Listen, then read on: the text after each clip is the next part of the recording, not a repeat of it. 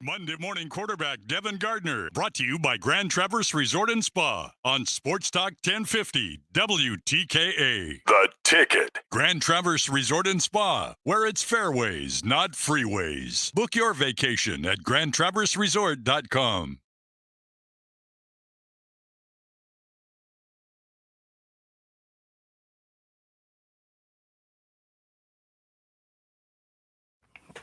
We are back, folks, here on the Michigan Insider, Sports Talk 1050 WTKA, online at WTKA.com. Sam Webb, Ira Weintraub on the other side, and that man is in the building.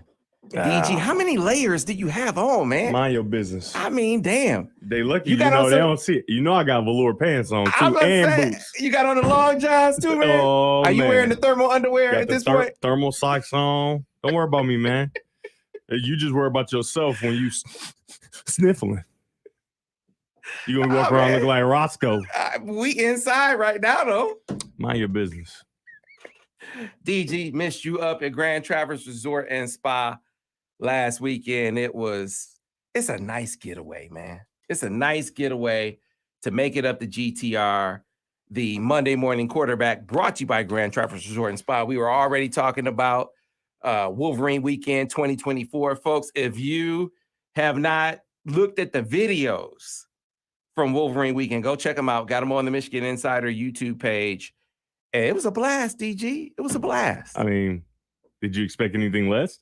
There's no truer north. I'm sure it was a blast. Did you go to the spa, though? My wife went to the spa. Of course. I didn't go to the spa this time. I was working, of course. But just being in, you got to understand, I wasn't always like a fan of going north. But it has been such a great How many experience. straps did you wear? I only had one strap. Hey, man, listen. You back to one strap in it? I mean, I had, you talking about my backpack. Yeah, I had. All right, two straps. You strap. Yeah, I had one strap going down to the thing. But still. Why is that so important to me? Hey, man, listen.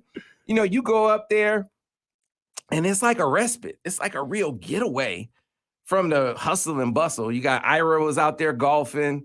Wife went to the spa. In that weather? The food, yeah, he did. I mean, Boy, it was partly cloudy. Sun freaked out. It was windy. It was in the upper 50s. It was I ain't great. trying to hear it. Straight to the spa for me. So comfortable, so relaxing up there. I feel at home, which is different. I never told you about my first time going up to Grand Traverse City. It was what year were you born? In 91, right? My first time in Traverse City was like 92. Went up there with the Model UN. Yeah, I was walking by there. You was walking? Mm-hmm. Yeah, man. They know me up there because I came up there. I represented Bosnia Herzegovina. I had on my suit. It was a teal suit with teal gators and teal thick and thins. Oh, gators was popping back then. They knew where I was from, DG. Are there any photographs of that? They never saw teal gators in Bosnia, right? But it was teal gators from Bosnia that time. That's crazy. And I didn't know. My mama did. Man, she had me in a Dukes of Hazzard big wheel when I was a kid and had me wearing teal gators to Traverse City when I was a teenager. But that's wild. That is wild. Did you think you was fly, though? I thought I was. Did I think I was fly? Oh, I knew I was fly. It just didn't fit in Traverse City. Yeah. Or Bosnia Herzegovina. Where is he coming from? Is he coming from Mississippi? They could have thought I was from the D. Flint and D is all the same at that point in time. But it's, again, no truer north, no better place to hang out, relax, and watch a lot of football like we did on Saturday. You were actually live on location at the Ohio State game. We'll get into that a little bit later. But right now, it's time to talk some Michigan football as the Wolverines went down and won 52-10. DG, did you have a prediction on the game beforehand? Did you think it would be that bad? No, but Minnesota just, they just kind of inferior usually, Remember, that was my first start when I went to Minnesota, and it's What's your prediction for the fight then? They got a different prediction? coach. Yes, prediction. I have a prediction. They had a different coach, but they still play the same way with that cover four, and it's just so vanilla in my opinion. And if you are going to be vanilla on defense, you don't have a chance. Because remember, we've talked about some of the things that have hurt JJ with the the disguising of coverages and the different things, maybe throwing out things that he just hasn't quite seen yet. Because, he still hasn't played a ton of football, in my opinion. And they were just extremely vanilla. And if you're going to be that way, you don't have a chance against Michigan. All right. So it is time for Devin's Appraisal with Devin Gardner, brought to you by Mark Orr at Lake Michigan Credit Union. Mark Orr, mortgage loan officer at Lake Michigan Credit Union, specializes in assisting healthcare and educational professionals. You can contact Mark Orr at mark.orr@lmcu.org. That's mark.orr. That's ORR at lmcu.org to get pre-qualified. He did the mortgage for when we refinanced. That's what we went through. Through Mark Orr at Lake Michigan Credit Union. So, we can't live up in a penthouse in the sky like DG. Just relax. And every time we talk about Mark Orr, we got to talk about Mark Carmen, who you don't know. And I just keep bringing him up, but I'm sure he's listening in the car. Mark, good to see you, buddy. So appraise this game for me, DG, 52-10. That's a beatdown because, the thing is, we don't see Michigan. They're not trying to score 1,000 points. You know what I mean? Like a lot of the teams we see around the country, they've had the opportunity to score like this, but they just haven't, right? They put other guys in. They kind of shut it down for the most part. They're not stat padding or anything like that. And so when a team isn't truly trying to do that, Harbaugh doesn't have any quarrels with PJ Fleck. They didn't even try to do this, and they just went through and got to 52 points somehow. And that's a Minnesota team that a lot of people had high hopes for coming into the season. Obviously, hasn't really turned out that way to this point in the season, but it's just another opportunity to do what you're supposed to do, and another opportunity for JJ to get better and improve. And we saw some things in that game that, is next level once again. I cannot wait for the film breakdown. There won't be any run plays. Let's be clear about that. Even though there were a couple that were enticing, I'm like, man, Trevor Keegan, man, I want to do a whole Trevor Keegan just segment, man. But it was good all around. It was good on Sherrone Moore's part.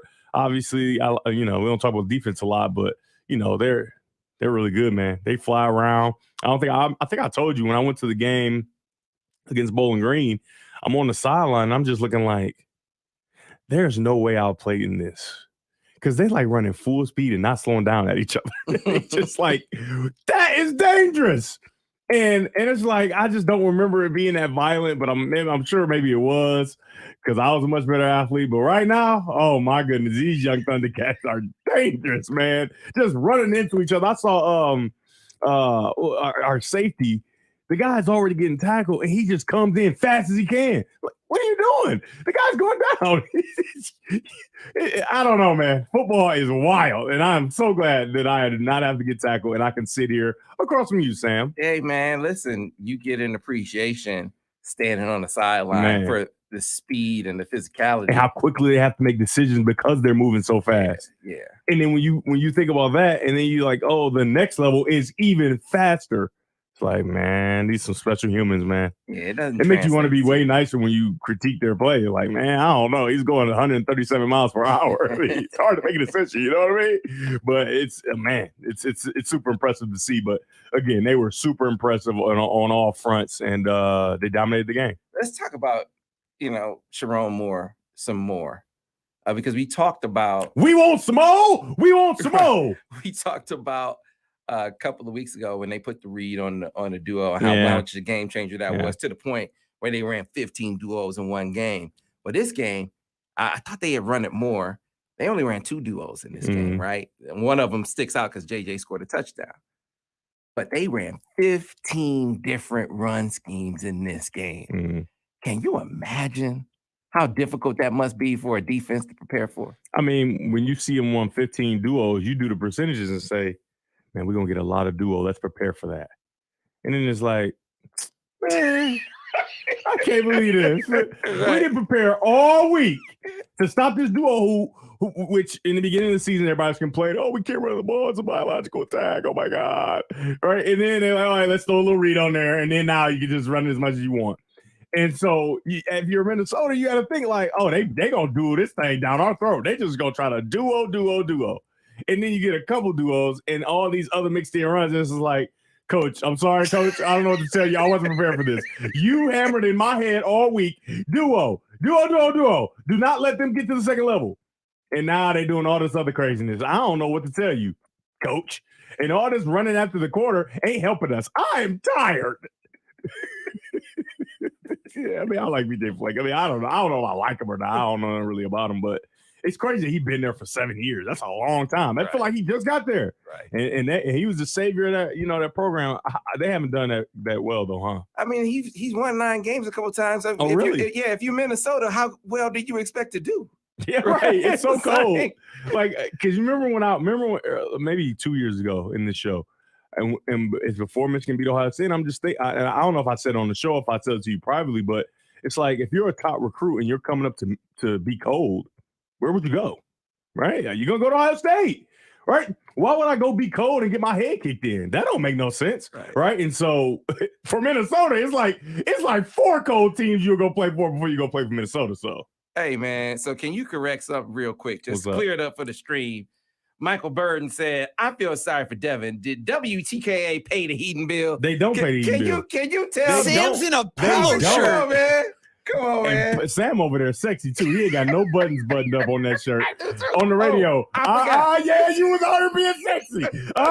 Hey, man, don't try to do it on my account. Coming after me. Trying to be sexy on the stream. My wife coming after me. Trying to be sexy on the stream. Brother. Yeah, radio audience, I'm sorry that you can't see sexy Sam over here with none of his buttons buttoned on his shirt. Look, she has already told me there ain't gonna be no divorce. Ain't gonna be no divorce. It's either you die or we together. That's exactly what she said. I know what time it is. I mean, it's so bad Playing that games with you. She could dream about me cheating. And I'm getting it. Yeah, like, come on, man. Sam, I know why you wearing 2 straps now. That one strap was getting you too much attention. It was too sexy. I was acknowledging it. So you had. She said, put the 2 straps on. Ain't no more cool, nothing. Now button your shirt up, Sam. We do pay our heat bill around here, though. By the way, it is not cold in here. I don't know what's up with DG. Listen, man, I'm not getting the sniffles. Okay, I'm not doing it. Now, Devin, if you were here on Friday, when they were working on the system, you would have needed that. That's what I'm saying. In my office, not in here, but in my office. I don't think they fixed it. In Sam's office, you would have needed it, not in there. All right. So, here we go. Entertainment, education, and sexification. Yeah. The EES. Sam, stop with the sexy, okay? Cover up. So back to the game. Though. You watch them be so diverse in their run game. You watch the defense make adjustments in game. So they're running the football. Somebody said, can you talk about the defense? And, Minnesota was able to run the ball earlier. Their stretch play was working real well. Jesse Minard, the whole Mike Elston, Steve Klinkscale, Jay Harbaugh, they collab. They just changed the alignment of the front. They widen their edges out a little bit, and they say, you aren't going to flank us, especially you trying to block my edges with a tight end. That's goofy. I never understood that. I remember Frank Clark always told me, he's like, man, if a tight end try to block me, that's a sack. I'm not getting blocked by a tight end. That's not going to happen. Like, these defensive ends are very aggressive, linebackers is included, very aggressive, very strong. And as you know, the new tight end, really just a big old receiver. You know what I mean? You're not really trying to get down and dirty. Even the good blocking tight ends, you can't deal with these big, strong guys that are on the edge. And so, but I'm not surprised by what we saw from the defense, just because no matter the coordinator, no matter the position coaches, no matter the players, this defense for the last 5 years or so has for sure been the team that can adjust, but been a dominant defense, been an outstanding defense. Some years more dominant than others, but for the most part, you're not going to see a defense that's going to go out there and can't figure it out. The last time I remember us not being able to figure it out was Ohio State, at Ohio State. It had to be 2020. No, it was 2019 maybe, where they run all these shallow crosses and we're still playing man. What year was that? And it's just like down there would have been 18. Here would have been 19. I think 18, it happened both years. 18. Yep, probably happened both years, right? But I remember vividly at Ohio State where they're just running shallow cross and shallow crossing us to death. Yes. And it's like, we have to adjust somehow. And I kind of went on air saying it's hard to adjust because you're just strictly a man team. And it's like, this is our best bet. Because we come out here playing zone, now we giving out wide open guys anyway. So we got to try to play man better. And so since then, I haven't, well, probably since the 2018 year or 19 year, I haven't seen that. I've seen adjustment. I've seen find a way to get it done. And it's been a joy to watch because, like I said, this isn't like the NFL where you get to keep these guys forever. You guys got to leave. You know, coaches get new opportunities. Position coaches get elevated and get other opportunities. And for them to have all that change around, all the different faces, it's still just chugging along. Chugga, chugga, chugga, chugga, chugga, chugga, choo. Yeah, they're doing it all. You saw that those deep crosses again, like those scissor crosses again, where Roman is running wide open on that. Yeah. I think he hit a couple crosses on that drive, right? Where it's just like they're giving you the pro passing game. They're giving you the diverse run game, defense, making adjustments. They're doing it all. We'll close on this segment anyway. Don't take for granted how well coached this team is, how well they execute, and how clean they play, because it's not a given. Do you look around the country and some of these teams that are undefeated or think about Ohio State, for instance. You saw that game. I mean, they can't run the football. You look at Miami, they're a 4-0 team supposed to walk over Georgia Tech, and they lose because of coaching. Yeah, it was goofy. I can't believe it, and we'll talk about that a little bit more. But Michigan is like Marvin Harrison Jr. as a wide receiver. Stick with me here. Marvin Harrison Jr. is the greatest player that is always great. Like whatever you expect him to be, he's that, right? He doesn't have a time where it's like, oh, my greatness is just not as great right now. It's like, dog, like, are you going to make every single play always? It's unbelievable to watch. And I think Michigan is becoming a team like that. They do exactly what you expect them to do. There's no surprises. There's no, oh, man, this is a bad coaching decision, or this is a bad whatever, or he doesn't make that play like he usually would. No, it's like the team does exactly what they're expected to do, and it's a joy to watch. It's really fun. It's a joy to break down, too. I mean, it's been really fun to watch the development of this team from, like I talked about, that 2019 area all the way through to now. And those who stay will be champions, man. I mean, they have really, really made that a thing, and it's really cool. All right, we will talk about J.J. McCarthy specifically on the other side. That was Devin's Appraisal with Devin Gardner, brought to you by Mark Orr at Lake Michigan Credit Union. Mark Orr, mortgage loan officer at Lake Michigan Credit Union, specializes in assisting healthcare and educational professionals. Contact Mark at mark.orr at lmcu.org. That's mark.orr, that's ORR at lmcu.org to get pre-qualified. More Monday Morning Quarterback on the other side here on the Michigan Insider on Sports Talk 1050 WTK The Ticket. Monday Morning Quarterback Devin Gardner, brought to you by Grand Traverse Resort and Spa on Sports Talk 1050 WTKA. The Ticket. Grand Traverse Resort and Spa, where it's fairways, not freeways. Book your vacation at grandtraverseresort.com. And you are clear on the radio. Folks, and that's because y'all not donating to the film breakdown. We don't got enough. Sam, I gotta read this. We don't tweet. got it. Okay. So John tweeted in, Sammy, says, we all know that Devin wears those layers to filter out the beef jerky fart smell. Hey, Sam, keep laughing. Hey, keep laughing that hard. Man. There's going to be some smoke in the city. Hey, don't put You no smoke in the city. you better lower your arms. I'm sorry. Lower I'm your sorry. arms, Sam. I'm sorry. It wasn't that Hey, funny. It's going to be some smoke in the city. No, let's calm down. Let's calm down. I don't have no jokes. Yeah. I don't have no jokes for DG on Put that your point. arms down now. But my man was like, oh, Sam, you got to take the show on the road. And Trey Brown said, you got to take the show on the road if WTKA isn't paying the bills in there. Man, listen, it does get a little cold in here sometimes, but that's because the studios, you know, the thermostat in the studios for some reason was linked. Like it'd be cold over there because they want it cold, and then it'd be cold over here. I should be able to control my own studio. It's so you have to keep radio equipment colder. Devin's been in TV studios; those things are freezing. And Those are I the hate coldest that places. too. I hate it. it's not cold in here right now, though. Is it not? It's not. I don't know. I wouldn't know because I'm prepared. Be prepared. Yeah, so speaking of being prepared, you're already prepared to get into coaching malpractice over on Dropping Dimes on Wednesday, my right? goodness, But just some coaching. We need to make that a segment because this obviously happened every week. how would you Coaching Did you see the Dallas Cowboys too? Yeah. Jeez Louise. Yeah, It's a man. lot. I did. No, it's true coaching malpractice, but Well, Belichick, man, you really just can't figure it out, huh? Hey, you look around. That's why I'm telling people, when you watch Michigan, appreciate how clean they are, especially with emotional, like some teenagers, right? Some guys are teenagers, a couple guys just in their 20s. Like, you just don't know. They're going through stuff. Like, they got life, and somehow they always put out what you think that they will. It's pretty impressive. You hear PJ Fleck after the game say this is the best team he's seen in 11 years. Yeah, unbelievable. That's a crazy compliment. He needed to say that because he got destroyed, I think, a little bit. But he can't. I mean, I'm not. It's hard to quantify, right? Is it the best team that we've seen ever or whatever, all that stuff. But I was talking to Urban Meyer, and when you look at them, where are the weaknesses? Where are they? Hey, so he said, man. Hey, did you ask him if he was high when he did that call? When he made that call on Michigan? Here you go. Did you ask Urban, hey man, did you chew on that gummy? I did not ask Urban that. No. I mean, ask him to come on the show. I asked him. I said, Urban, were you high when you made that call, man? I mean, it sounds real stupid. And I don't think he's a stupid man, but you sounded high. And your cast member, your people on the desk with you seem to think you were high when you said, Nebraska 30 seconds, guys. Sam, you're one of the worst people on the planet.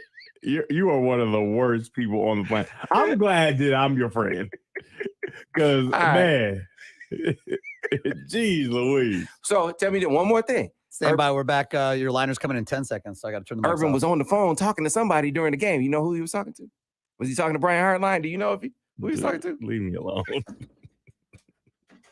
Come on, DJ. I need to inside it. Monday morning quarterback Devin Gardner, brought to you by Grand Traverse Resort and Spa on Sports Talk 1050 WTKA. The Ticket. Grand Traverse Resort and Spa, where it's fairways, not freeways. Book your vacation at GrandTraverseResort.com.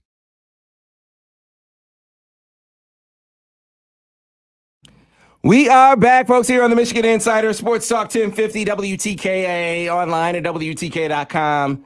Monday morning quarterback brought to you by Grand Traverse Resort and Spa. Shout out to our GTR family.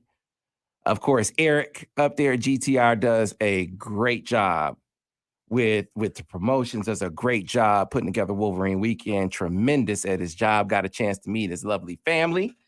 As well. And shout out to Caroline, who actually, not only did she know that song. Yeah. She went deep. I can't believe you tried to play her like that. I mean, I just you didn't put that in my head, and I don't know what, Caroline, I want to say I'm sorry for even entertaining his goofy. No, don't try to jump in on my apology. You make your own. I'm sorry for even joining in on his goofy thing, because I knew you knew, right? We had a whole conversation about it, but he's just planted that seed of doubt, and you know what happens then. Yeah, I should have known she knew Roses, but if I had known that she was this deep, bad thing, that she was as deep with her hip hop knowledge as I now know she is. She said, "Oh, which Caroline are you? I'm sorry, which one are you? Are you talking about Roses with Outkast? Or are you talking about Caroline from Amine?" And I said, and I didn't even know what their name was. Remember, you said, "Have you heard that?" I'm like, I don't know what that is. And it come on. Oh, I know what that is. Yeah, hey, I just didn't know the name. You got to be deep. I mean, me and Caroline was already cool. We way cooler now. That's my girl. That's my girl. I mean, I already was, but she could come hang out. Yeah. She could come hang out. She definitely was like, so I'm sorry, Caroline. Devin, it's all my fault. It wasn't even 100%. I'm taking it you on the watched chin. The episode? I'm taking it on the chin. I'm saying it was my fault. And this is my face. I said, "You think she did?"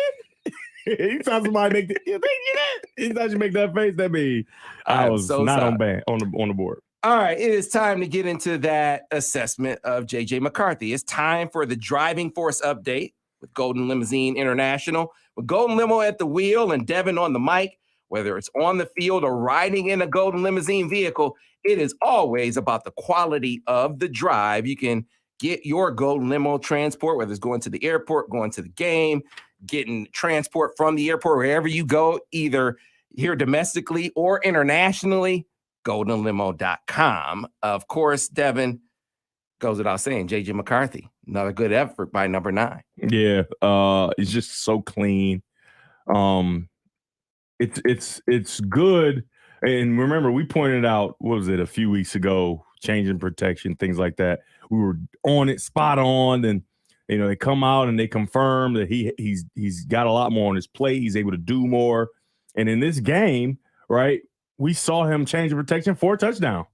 Change the protection, help the line, and them work together to get the right mic point to make sure everything is blocked up. It gets blocked up, climbs in the pocket, and makes an outstanding touchdown throw. There's the words are it's not a lot of words you can use, right? He's playing from a pro style offense, right, with some elements of the spread. So he's not throwing the ball every single play, right? He's playing real football, in my opinion, right? Because a lot of what college football is doing, and when you get those big gaudy stats, and this even is the case for Caleb Williams in some aspects, you throw the ball all the time. Right, you just throw the ball. There's no true running presence, right? So you just throw the ball, and your whole offense, even though that's what offense is like, you want the defense to make you think you're doing something else, right? Obviously, it's you try to trick them essentially for the most part, but when you're in those spread offenses, it's all deception, right? There's no line up and do it, right? It's all deception. Let's make sure that we trick them in every single way, and every play is that way. Well, at Michigan, that's not the case. It's not a whole bunch of trick you. Now they have some tricky stuff in there, right? But for the most part, it's line up and play football, right? And him being able to be as successful as he's been, where you're just lining up and playing football, is super impressive. Because I'm just telling you, you send JJ to, say, Washington State, where they're throwing the ball 40 times a game he's going to have crazy stats. Like, his stats are going to be insane, right? You're getting all those easy completions where you're shoveling the ball forward and throwing all those bubble screens. You got to think about this.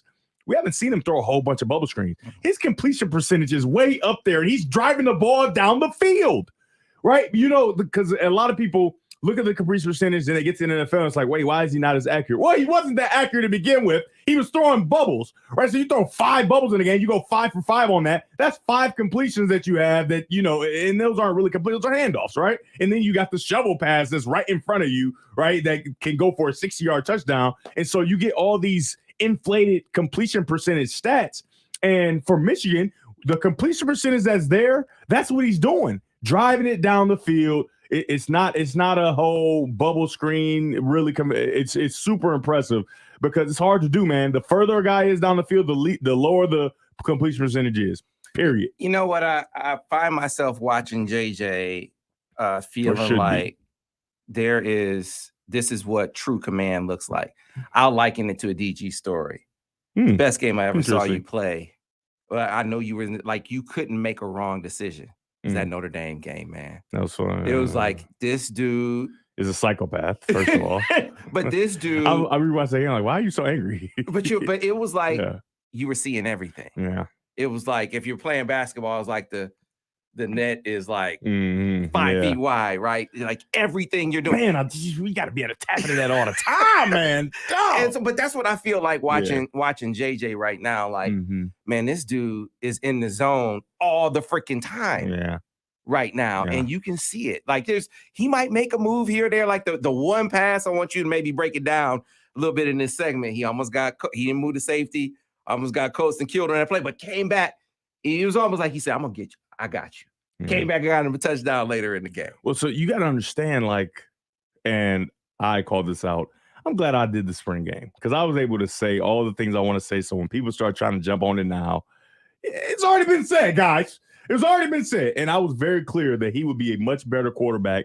And it would be, first, it will start with his feet, right? His footwork will be better. He would have a better plan going into each, not just game, each play, right? He'll have a plan on what he's going to do, and he's going to be a much more mature quarterback. And I think a lot of credit has to be given to not only him, but Coach Campbell for this reason. We're looking at JJ as like, man, this guy is a junior, right? He's not a guy that played every snap for 3 years. This is a situation where he came in and started as a freshman. He was sprinkled in as a freshman, right? As a sophomore last year, right? He didn't start the season as a starter, right? So the entire time you're just trying to figure things out and whatever. That was your first technically full year, even though it wasn't a full year. And so this year is the one full year that he's going to have as a starter in his career. And so you haven't gotten a bunch of reps. You haven't seen everything you need to see. And the fact that he's able to have this accelerated development, I think huge kudos have to go to Coach Campbell and JJ. And not only that, the quarterback in the room, right? I don't think I remember Jack Kennedy and Steve Wilson. Those are my guys, man. Mm-hmm. Like, they help you so much. Those guys that maybe they won't have a chance at playing. Maybe they're walk-ons or whatever, right? Declan Bile, who's helping, you know, I saw him on the he's cans. always in his ear, making sure that not only is his game type, but helping with his mentals, right? Because the thing is as mature and mentally stable as JJ is, this is a lot you're carrying, man. You can't carry this thing on your own, right? And so with Campbell and Declan and Denegal and all these different guys, everybody's rooting for one guy. There's not division. There's not, hey, man, I sure hope he fails. Let's emphasize that. How big is that? It's huge, man. There's not a division of, man, I can't wait for him to fail so I can get a chance, right? It's like, hey, man, I want him to do well, and I feel like I'm a part of it because I've helped him in film and all these different things. So I think that the entire quarterback room deserves kudos and applause.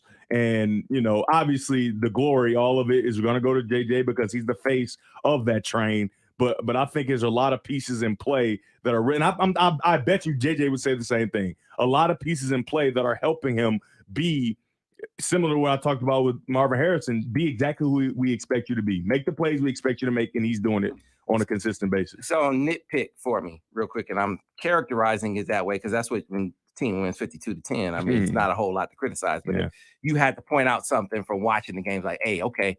You know, I sent you a play. I got you. You know what I mean? You ain't going to just get all this pat on the back from me, right? I'm not just going to pat you on the butt because I remember Coach Rod telling me this, and I'll never forget it. You pat him on the butt, he'll poop right in your hand every single time. He said poop.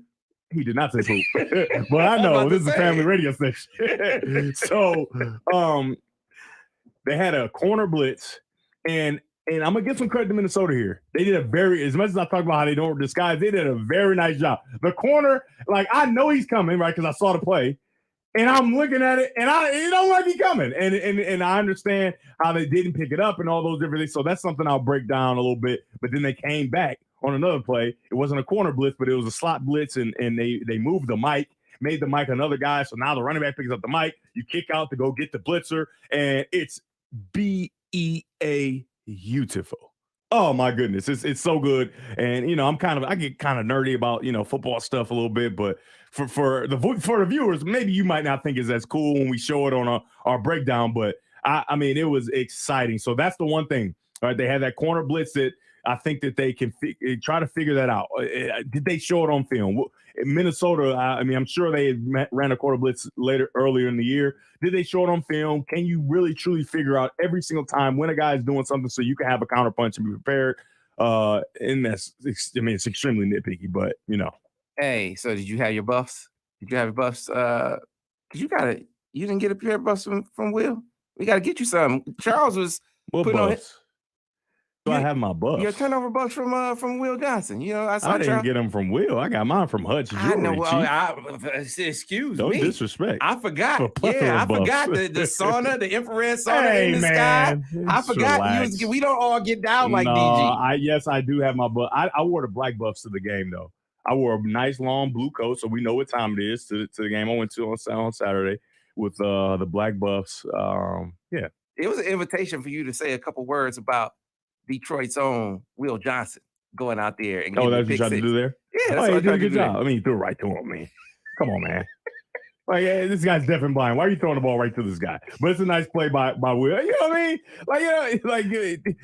I mean, Will Johnson, we know what he is, right? We know what type of player he is. He's outstanding. And the fact that the ball is being thrown late in his direction is goofy. And you play goofy games, you win goofy prizes. So, I mean. Yeah, I thought it was a great call by, first of all, great execution, but great call by Jesse Mentor and the crew. What's the coach's name for Minnesota? PJ Fleck talked about it after the game. He said, we got to clear out on the outside to run that guy off. Michigan was in palms. And so Will playing perfect technique. Soon as that dude cut outside, that's my man. That's my, even though he's a slot, that's my man. Yeah. It was like he ran a pattern for the dude. Yeah, I mean, what do you want me to say? I mean, he's like, first of all, it's not a defensive show, but Will Johnson's outstanding, right? And so want you to break down some run plays and everything. They want you to talk about Khalil Mullings and all that. We're not doing it. We're not doing it. It's a quarterback show. The name of the show is Monday Morning Quarterback, brought to you by Grand Traverse Resort and Spa. So you can break this one down before we get to a break. Yeah. Colston's touchdown. Did you see the pickup by Khalil Mullings on that play. Unbelievable. Man. Right in the middle. That's when they moved the mic. Right. He was in cahoots. Right. He was. So it kind of trickled. It was like JJ to the center. And then Khalil Mullings also saw it. And everybody gets on the same page. And that's when football is in its purest form and it's the most beautiful. Right. And it's kind of a mucky play. Right. It's not something you're going to see on the highlights. Right. They're not going to play it on ESPN or any of these sports shows. But it's an amazing football play. And I can't wait to break it down. But Mullings, I mean, he's proven that he can be trusted and that he can be put in the game and we won't miss a whole bunch at that position. All right, folks, we got to get to a break so we can get to the MMQ&A on the other side. Get your questions in.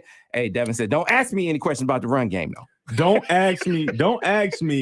What's the goofy stuff they be asking me sometimes, man? They want you to break down this week, Minnesota. Why were they so successful with the stretch play early out? The guys like, come on, that's not. What are we doing? Like, I'm not gonna lie to you. When I see it's a run play, I skip through it usually. Like, what are we doing? All right. So, hey, look, we got people to handle that, though. Yeah, we got people to handle the defense. A board just be sitting here for 7 hours with you, breaking down, not even filming, breaking down plays, run plays, and then y'all go film it. Yeah, go watch Borges for the run breakdown.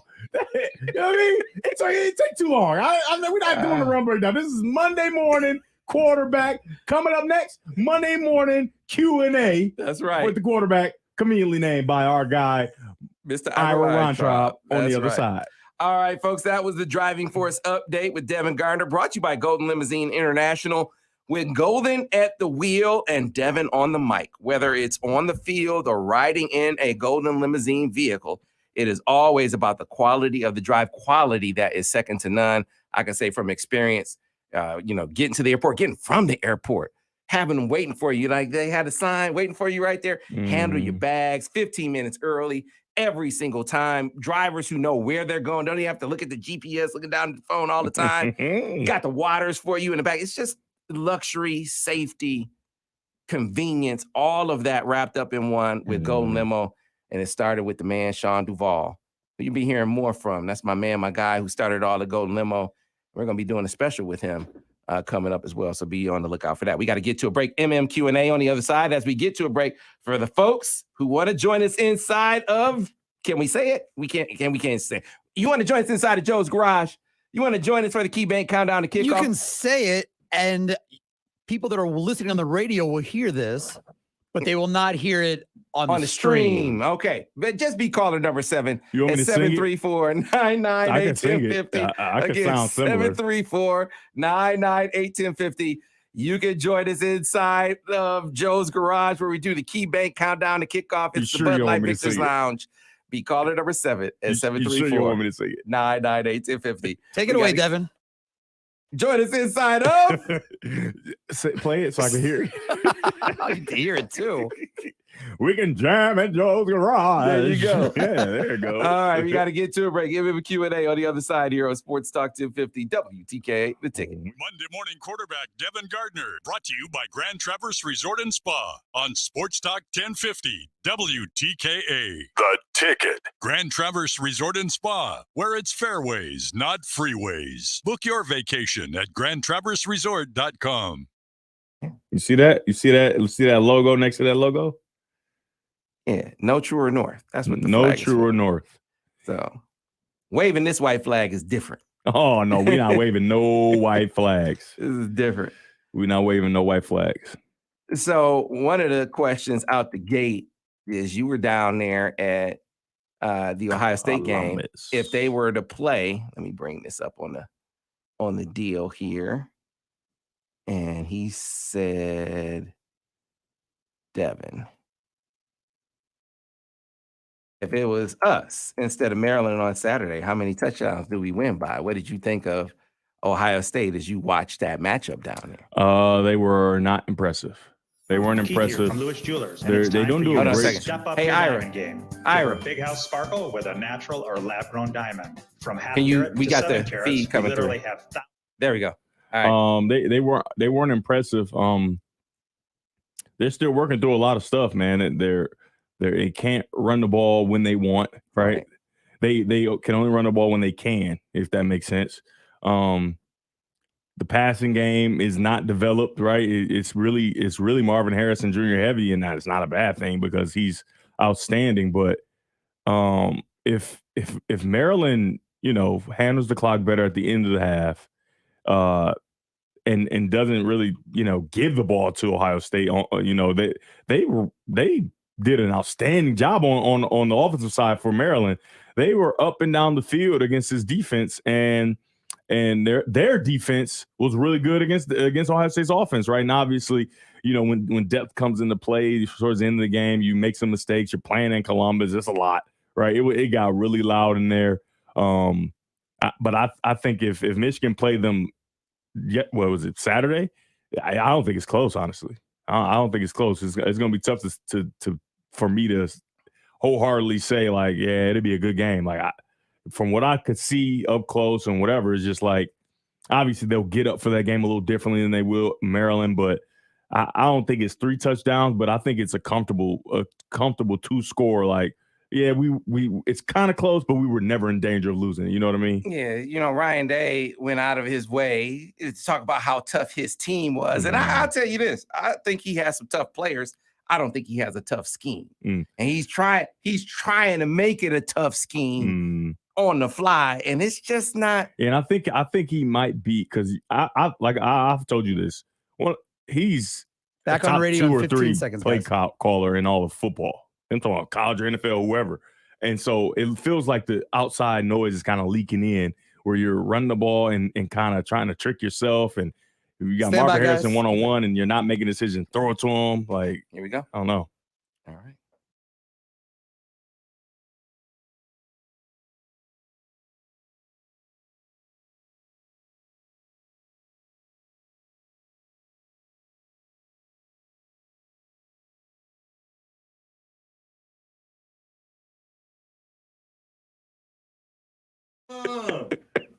All the way back. Make him say, Hey, so folks, I want to put something on your radar.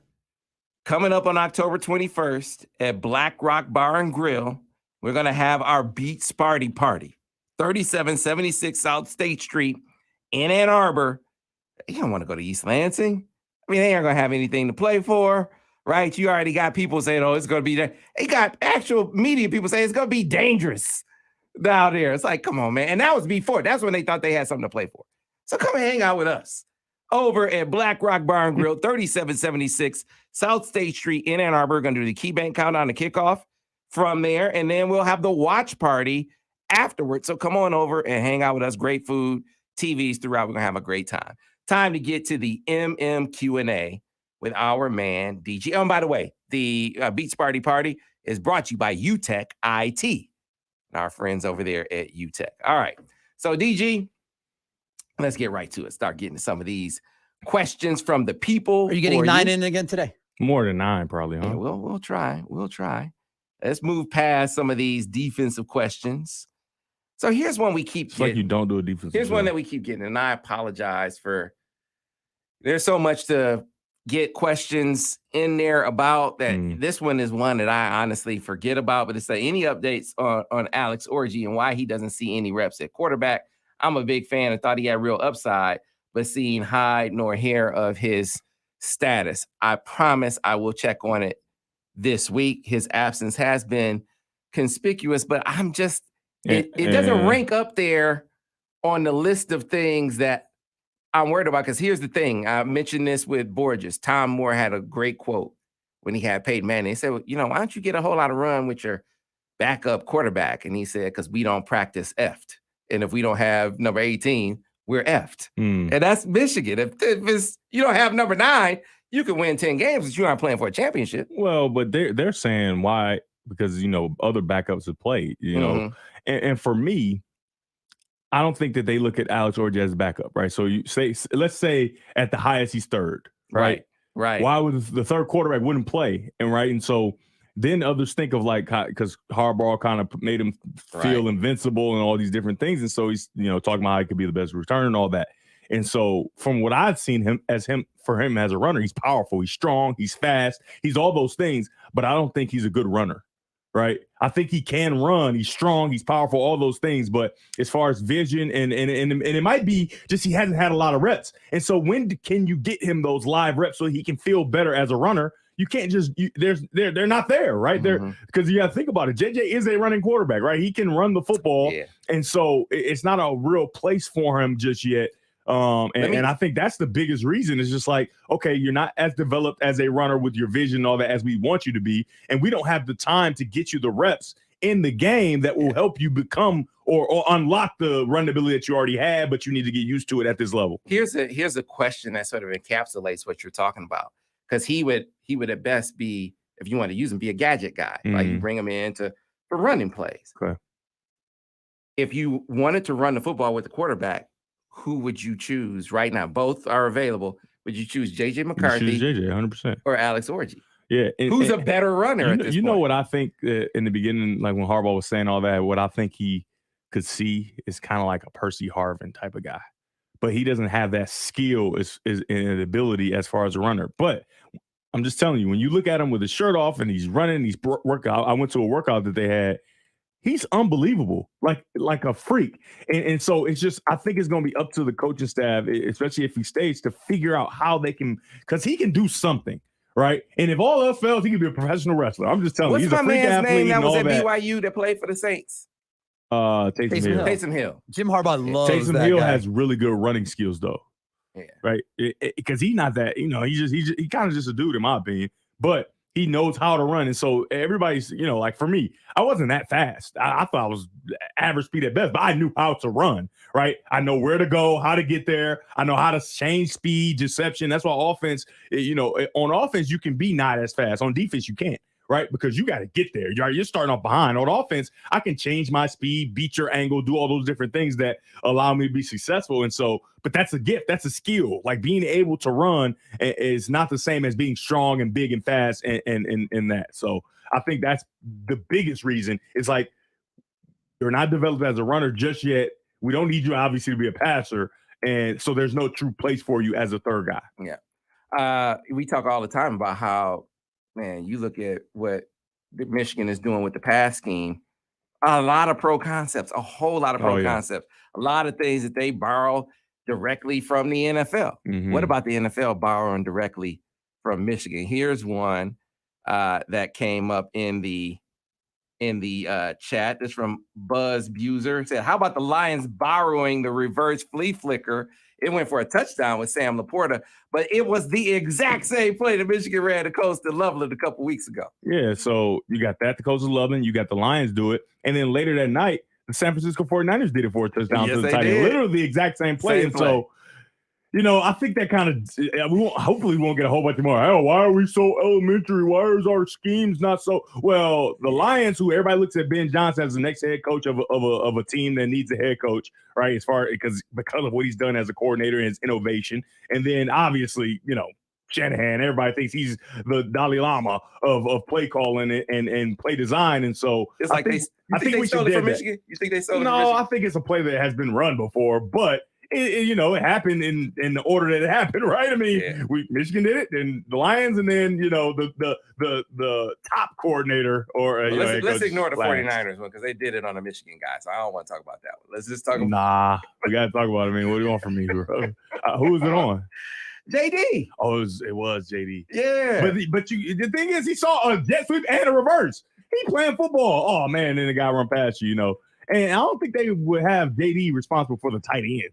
I don't know. Yeah. I mean, I'm not dissecting their plays like I do Michigan, so I don't know. But all I'm saying is we got to stop with the we don't do anything thing. Yeah, Darren Talks Ball said, good morning, Grand Rapids. How about multiple NFTs running the fake reverse the Coastal Level special yesterday?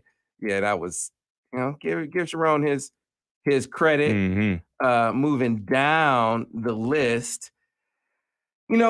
We continue to get into the Khalil Mullen. Khalil is looked really, really good. We talked about his blitz pickup, right? But here's one. Tony Stout wants to know, is Khalil Mullins running RB2 to you at this point?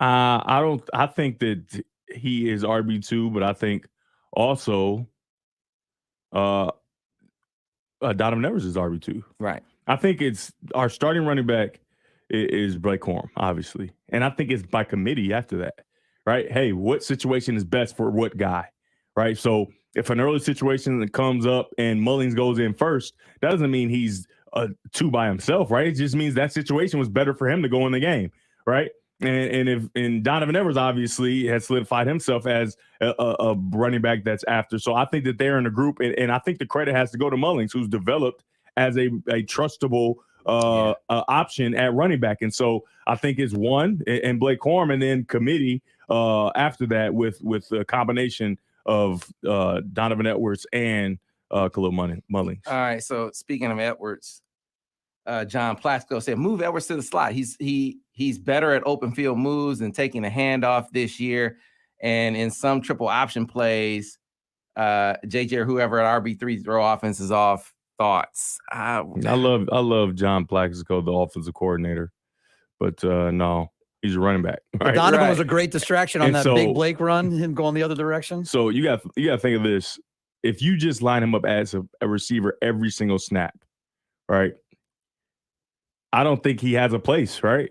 Because give me the kid that played in Chicago with JJ. What's his name again? The young receiver. Tyler Morris.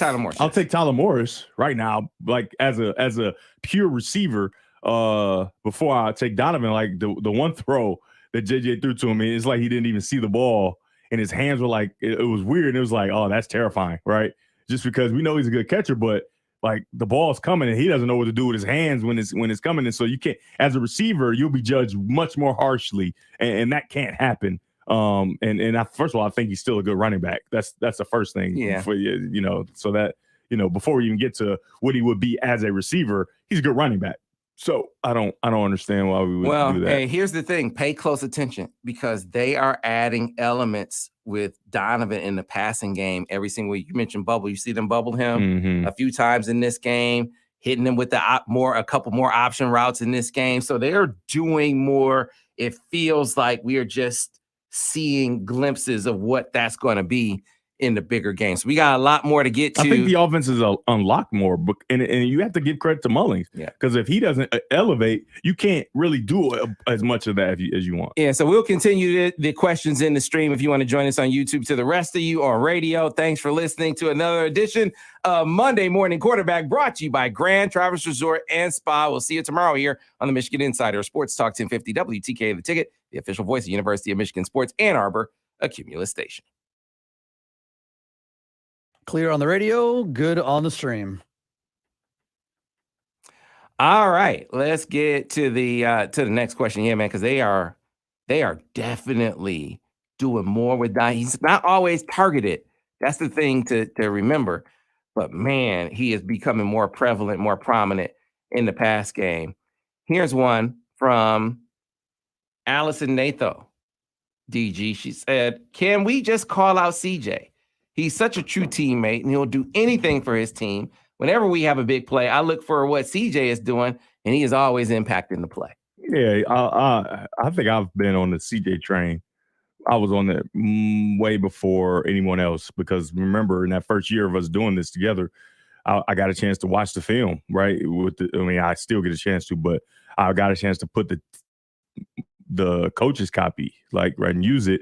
And people saw, like, this guy's running open, right? And then the unselfishness of his ability. I remember, he had a chance to leave, right? He comes back, right? Comes back knowing he's not going to be exactly the focal point of the offense, right? And so, all right, he comes back, and that's an unselfish move. And then to see him in that game, right? I think he had a drop, and then he caught the long ball, and then after that long ball, he makes the block to put JJ in the end zone, right? And so that, I think that whole thing was a microcosm of how, he is and the talent he has is exceptional, right? And like she said, that's a smart comment of, like, every time they need him to make a play, he does it. When they need him most, right? Are they throwing to him all the time? No. Does he have the 8 or 9 touchdowns like Roman Wilson? No. But when they need him to make a big play, he's there and he responds. And you can't forget he did it in the biggest game last year, right? That's the biggest game of his life, the biggest game for Michigan to that point. All that, everything on the line whatever, and he makes the plays, right? And so I think he is a guy that can definitely be trusted. I can't wait to see him at the next level, right? See him get a chance and whatever, but he is exactly what the doctor ordered for this team. Couple of reactions that I didn't get to in the time when I told you that I asked you that you ask Urban if he was high. Man. What is wrong with you? Man, I said it's a pirate. It's cutthroat. Gavin McLean said, I ain't right. I'm right. I'm so right. I'm so right about Gavin. I'm so right about Urban. He ain't right. He wrong. No, he's saying you ain't right, like in general. You ain't right. I am right. You wrong, man. Anyway, Antoine Johnson, he said, we were talking about Caroline. He said, I love that song by Outkast. Yeah. Michael Burton said, she knows about Outkast. Hey, man, I shortchanged her, not DG. Yeah. I shortchanged her. Go down the line, and Travis Foster said, wait a minute. She knows that one. She knows that one by Amine. Yeah. Said, oh, that Caroline by Amine is very, not very funny. Anime, but Amine. Yeah, no, it's autocorrect, Travis. We know. Right, We know you ain't that anime. Type anime. I mean, it seems a little easier. Right. All right. DG wants to know, have you seen Brock Bowers? UGA is lost 2 games without him. Wait, you said what? What did you say? Brock, he said, it is, he said, have you seen Brock Bowers, the tight end for UGA? Yes. So UGA has lost 2 games. There, I guess he's out. Is he out a couple games, Ira? Wait, what? Brock Bowers is out? That's what this B. Phillips is saying. Maybe they're trying to say that they would have lost 2 games without him. I don't think he got hurt. Okay. That would be big news because he's absolutely right. They are lost without him. Yeah, that would be huge news on all the TV shows. Okay. You said what? Yeah. He said he thinks you're interpreting it. They would be lost. Yes, they would have 2 losses. He is unbelievable. So he was comparing Marvin Harrison Jr. That's what MHJ. Him and Marvin all like Bowers is always great and doesn't that's a good comparison. I think those 2 guys, and I'm sure there might be a few others, but those 2 guys for sure are always great, and they do exactly what you expect them to do, and the greatness that you expect from them. It's never like like when you go see them play, right? You know, you've seen it in basketball. It's like, he wasn't that good tonight. It's like, nah, he was special again. Right, and they're both just like that. It's super cool to watch. They are. You know really what good. I noticed about Marvin Harrison that stands out to me? And he had a bad ankle in this past one. Right, faster than everybody on the field. So watch the Jets. We talked about this on Dropping Dimes, how Jets going bad and everybody on his head, including Garrett Wilson, just all in his face. Man, my man, the quarterback for Ohio State, whatever his name is, I can't remember the dude's name. Yeah, man. I mean, he's been Zach Wilson-like. And you don't see Marvin Harrison all over that dude like that. He just goes out there. Well, you got to remember, though, that's his homeboy, too, from high school. So he ain't going to do him like that. And not to mention, hey, the answer is throw it to me.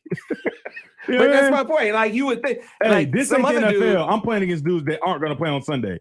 Listen, just drop back and throw it to me. I don't care if they try to double team or what. Throw it to me. And guess what? You're going to feel better. Then you can start sprinkling around other people, right? He don't have to yell in his face and all that. He is clearly unstoppable at this point. And so I think that, listen, you got to know who his dad is, too. Did his dad ever say, I mean, I don't even know what his voice sounds like, right? Even though, he apparently he's that guy. But I've never heard his voice, and so obviously he's gonna be a little more talkative than his dad, but it's in him, right? The personality is in him of like, man, I'm just out here to do my job and make these amazing plays.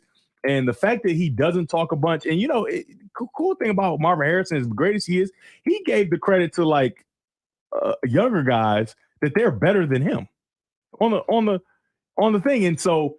Just like I remember Chris Olave talking, like when you talk to Chris Olave and Smith-Njigba, all those guys, they always said that Marvin Harrison Jr. was the best receiver on the team, even though he wasn't playing. They were like, what are you talking about? And they were 100% right. So I have to say, when Marvin Harrison Jr. says, hey, man, I know I'm whatever, but these young dudes are something else, you got to believe them and say, well, maybe they're as good or maybe better. Like because we thought Chris Olave was amazing and Smith-Njigba. And Marvin Harrison is significantly better than both those guys, in my opinion. Well, he just showed you that when first of all, it shouldn't be all And else he all fails. 6'4". Right. Oh, you big dude. You remember we were watching early in the season, he had like 2 receptions, and it's like, how could that ever happen? They were trying to do a whole bunch of other stuff. They got in the game against Maryland, and it was like, nothing's working. Just throw it up. And it worked. If he's one-on-one, he has to get the ball, period. Like if you leave him one-on-one, and I think that's the idea for defenses. Make him appear to be one-on-one. Allow McCord, because the offensive line is not as sturdy as they wanted to be. Make McCord think he can get to him in a one-on-one, change it at the snap, right, and get to a double team or a bracket type of coverage. And now Kyle McCord has wasted time trying to get to his guy, and now he can't get through the rest of his reads, and he's going to have trouble. And Maryland did that a little early in the game, but the few times they left the one-on-one, man, he absolutely burned the other team, and that's what they hurt ankle, I might add. I'm very impressive. All right. Kyle McCord's arm isn't strong. So, he was short. He was so short. Like, they completely outran it. He don't have a big arm. That's the issue.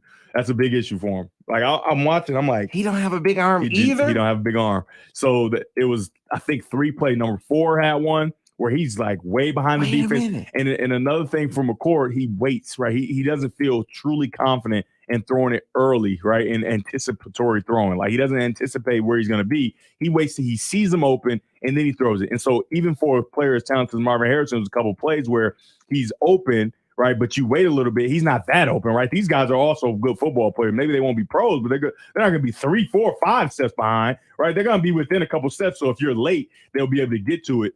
And then down the field, he does not have a big arm. I'm talking about he's giving it everything he's got, and it's not getting there. I'm like, man, I can put that right now. Like, I ain't get down there.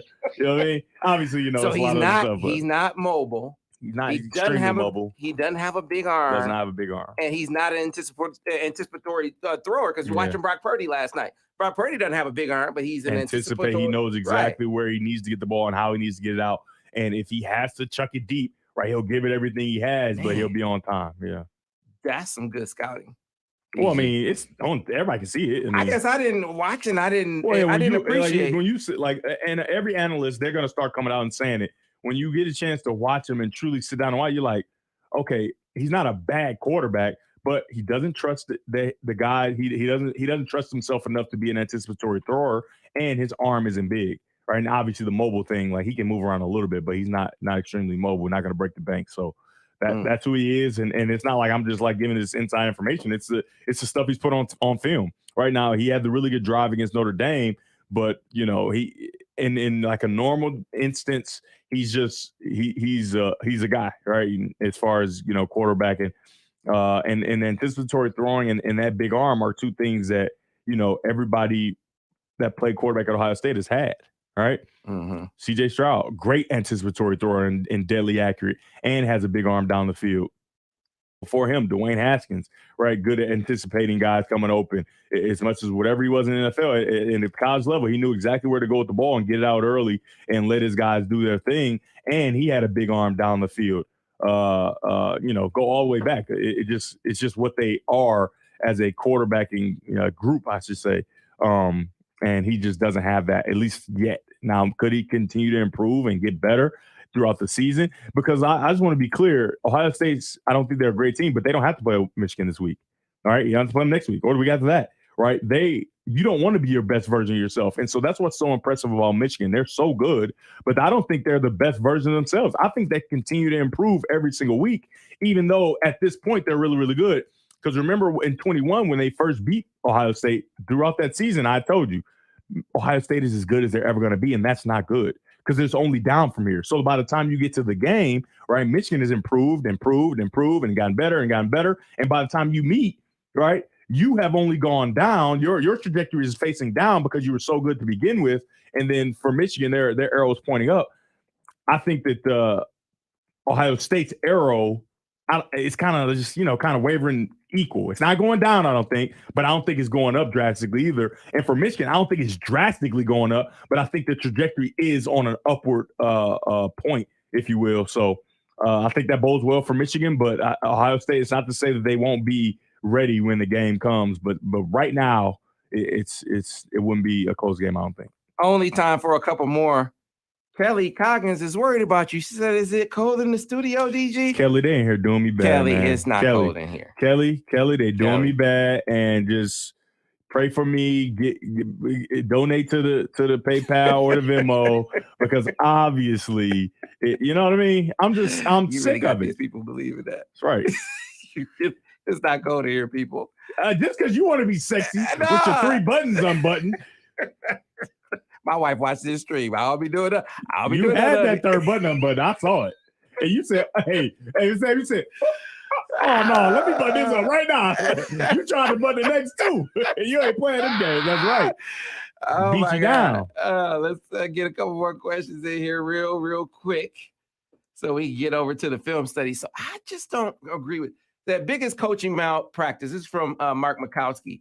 Is it Indy losing in Louisville with the ex-Purdue coach, Jeff Brom? Was it an upset? I think it was an upset, but not a huge one. And that doesn't even compare. That's not coaching malpractice. Yeah, though. it don't compare to what he did in the Ohio State game. And that doesn't even compare to what happened down in Miami. Yeah, Miami is the worst I've ever seen. That's the worst I've ever seen. They getting coaching malpractice kind of confused. The coaching malpractice is decisions that are just goofy. I mean, like I don't think there was a decision you could point to Notre Dame losing Louisville. They just lost. Right? They just didn't play well, well enough at least to win the game. And but the Miami coach Cristobal, I don't know, man. That's tough. He's you say one of your phrases. He did it at Oregon. Yeah, same thing. Like the same thing. And so the thing is, like for the kids, you can see the kids, they was crying, they was losing it. And you got to think when you're in the arena and you do everything you can to win the game. And so for them, they have national champion, even though they obviously were not a real contender for the national championship. For the kids, we're in a Power 5 conference and we're winning all our games. Mm-hmm. We got a chance to be special. And guess what? I'm not going to NFL, right? So I need this. If we could do this at Miami, right, and be the team that brought Miami back, I'm going to be fine in Miami forever. I won't ever have to get a real job. You know what I mean? Like stuff like that. And so when you lose that one game, you know you're done, right? You're Miami, right? You're not the Miami of, you lose one game, you're done. Like you're completely done. There's no chance you playing for a national championship, especially coming out of the ACC. So like that's devastating. And it's all because of coaching malpractice. That had nothing. I mean, obviously the one guy that fumbled, he needs to go with Cristobal wherever they're going to go.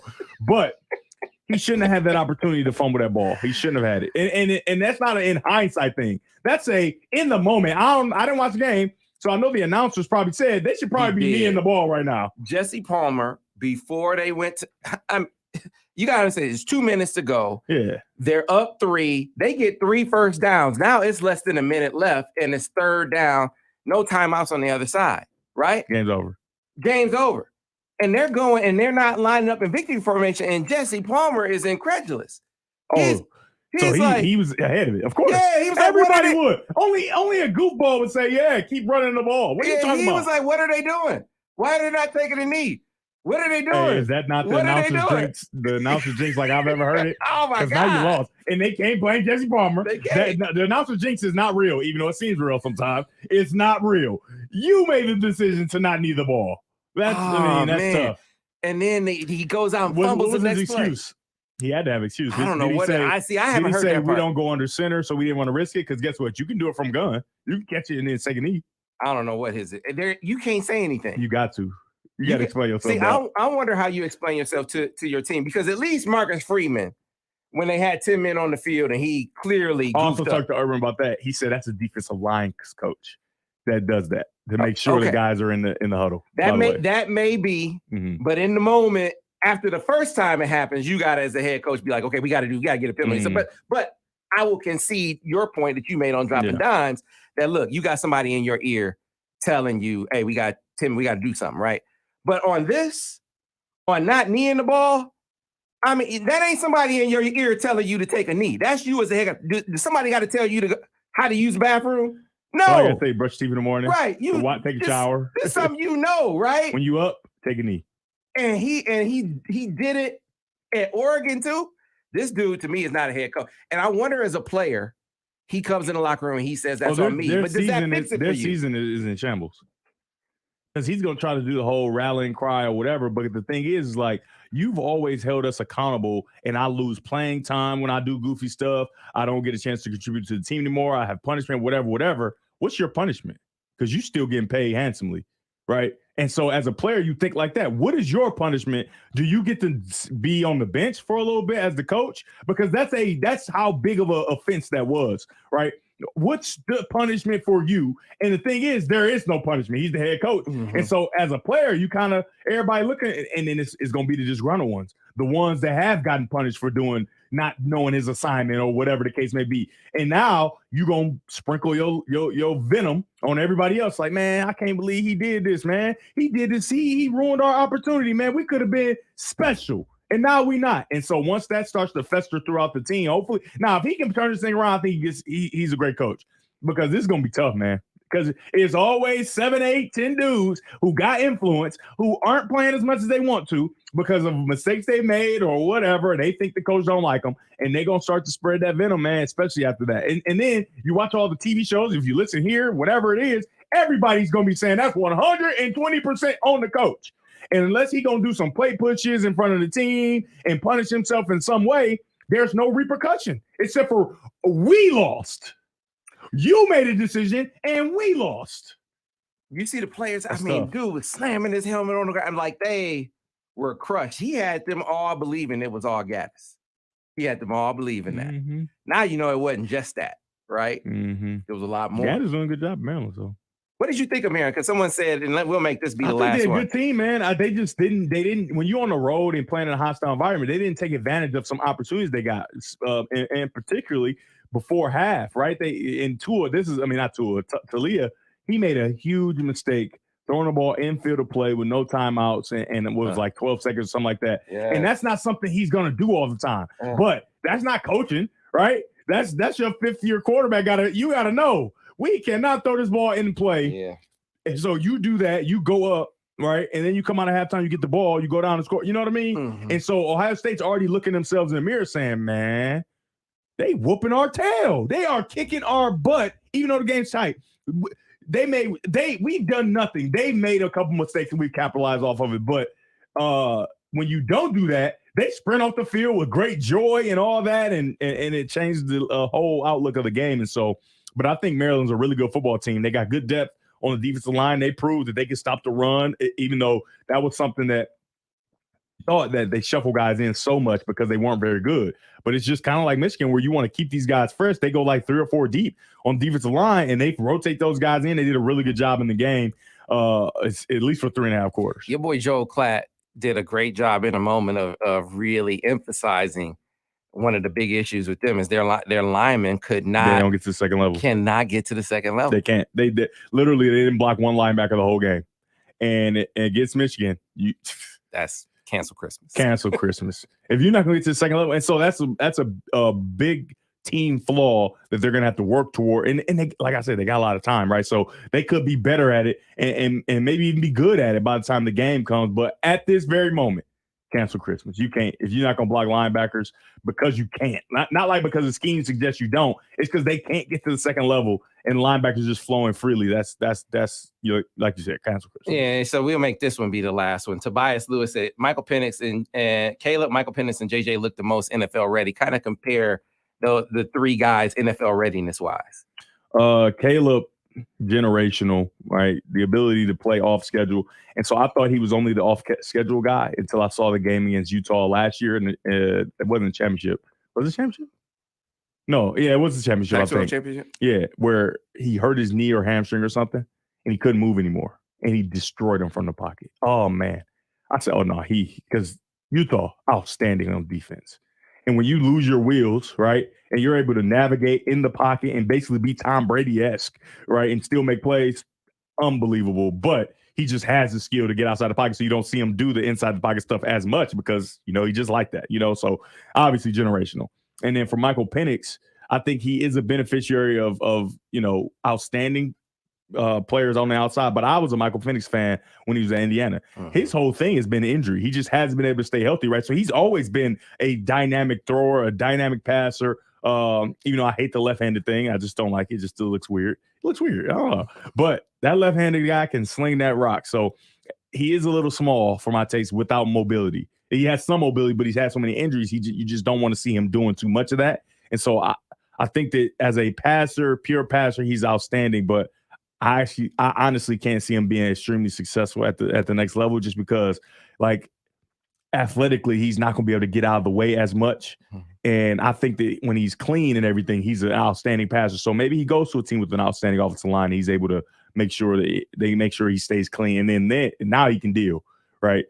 But if he doesn't, that's going to be tough, I think, for him. And then for JJ, right, he has all the things that Caleb has, right? As far as the ability to create, he's showing the ability to play within the pocket. The one thing he's doing that Caleb isn't doing is changing protections and making sure he protects himself instead of using his athletic ability to do it all the time, right? And so I think that's the one up that he'll have. But as far as throwing talent, the ability to make all the throws and different things like that, and now he's inserted the ability to know where the ball goes and when to make these throws and navigating throws and things like that. I think that Caleb and JJ are the most pro ready, and I think the situation is super important for Michael Penix.